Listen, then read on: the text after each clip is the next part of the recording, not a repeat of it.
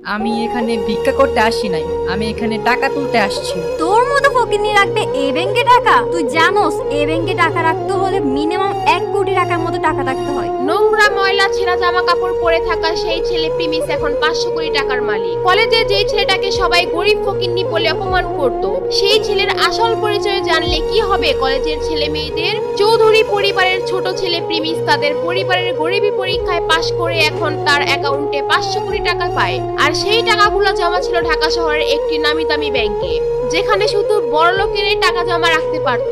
Premise যখন তার টাকা তুলতে ওই ব্যাংকে ঢুকতে যাবে, ঠিক সেই সময় একটা মেয়ের সাথে ধাক্কা খায়। আর ঠিক তখনই সরি ম্যাম, আমি আসলে দেখি নাই। কি রে, তুই কানা নাকি? চোখে দেখোস না? আর ওয়েট, এখানে কি করোস? এইটা ব্যাংক, এখানে দান খয়রাত করা হয় না। ভিক্ষা করার জন্য রাস্তাঘাট আছে, ওইখানে যা। এই ব্যাংকের মধ্যে কি? ম্যাডাম, আপনার কোথাও ভুল হচ্ছে। আমি এখানে ভিক্ষা করতে আসি নাই, আমি এখানে টাকা তুলতে আসছি। তোর মতো ফকিন্নি রাখবে এই ব্যাংকে টাকা? তুই জানোস এই ব্যাংকে টাকা রাখতে হলে মিনিমাম 1 কোটি টাকার মতো টাকা রাখতে হয়, আর না হলে এই ব্যাংকে টাকা রাখতে পারে না। আরে আমি তোর মতো ফকিন্নির সাথে কেন কথা বলছি? সিকিউরিটি। মেয়েটি সিকিউরিটি বলে চিল্লাতে থাকে। আর ঠিক তখনই ওইখানে হাজির হয় ব্যাংকের ম্যানেজার ইয়াসমিন। ম্যাডাম, কি হয়েছে আমাকে খুলে বলুন। আপনাদের ব্যাংকে কি এখন আপনারা বস্তি পোলাবেনদেরকে টাকা রাখার পারমিশন দিচ্ছেন? এদের মতো ফকির মিসকিনরা এই ব্যাংকে কিভাবে ঢুকে? আমি আপনাদের ব্যাংকের নামে রিপোর্ট করে দিব। Madam, we are very sorry. এমনটা আর হবে না ম্যাডাম, এবারের মতো কিছু মনে করেন না, আমরা বিষয়টা মাথায় রাখবো।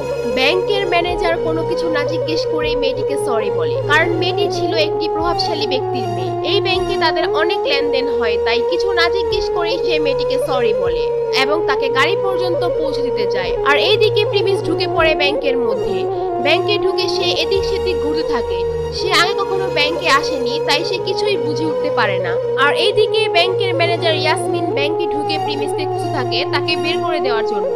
সে চারদিকে সব জায়গায় খুঁজে থাকে কিন্তু তাকে পায় না। সে মনে করে প্রিমিস ব্যাংক থেকে চলে গিয়েছে। আর ঠিক তখনই ইয়াসমিনের চোখ পড়ে ব্যাংকের ভিআইপি রুমের দিকে, যেখানে প্রিমিস হেঁটে ঢুকতেছিল। এটা দেখে ঠিক তখনই ম্যানেজার ইয়াসমিন বলে, এই ছেলে দাঁড়াও, এই দাঁড়াও। প্রিমিসকে দাঁড়াতে বলার পরেও প্রিমিস ওইখানে না দাঁড়িয়ে ভিআইপি রুমের ভিতরে ঢুকে যায় আর ভিতর থেকে দরজা লক করে দেয়। আর এইদিকে ম্যানেজার ইয়াসমিন ভয় পেয়ে যায়, কারণ ভিআইপি রুমে সবাই ঢোকার আগে ইয়াসমিনের পারমিশন নিয়ে তারপর ঢুকতে হয়। আর কেউ ঢোকার আগে ইয়াসমিন সেই ভিআইপি রুমে থাকা হেড ম্যানেজারকে কল দিয়ে বলে দেয়, কিন্তু প্রিমিস তো কিছু না জিজ্ঞেস করে সেই রুমের ভিতর ঢুকে পড়ে। তাই ইয়াসমিন খুব টেনশনে পড়ে যায়। আর এইদিকে প্রিমিস ভিআইপি রুমে ঢোকার কারণে হেড ম্যানেজার বলে, এই আপনি কি চান এখানে? এখানে তো কেউ পারমিশন ছাড়া আসতে পারে না, আপনি কিভাবে আসলেন?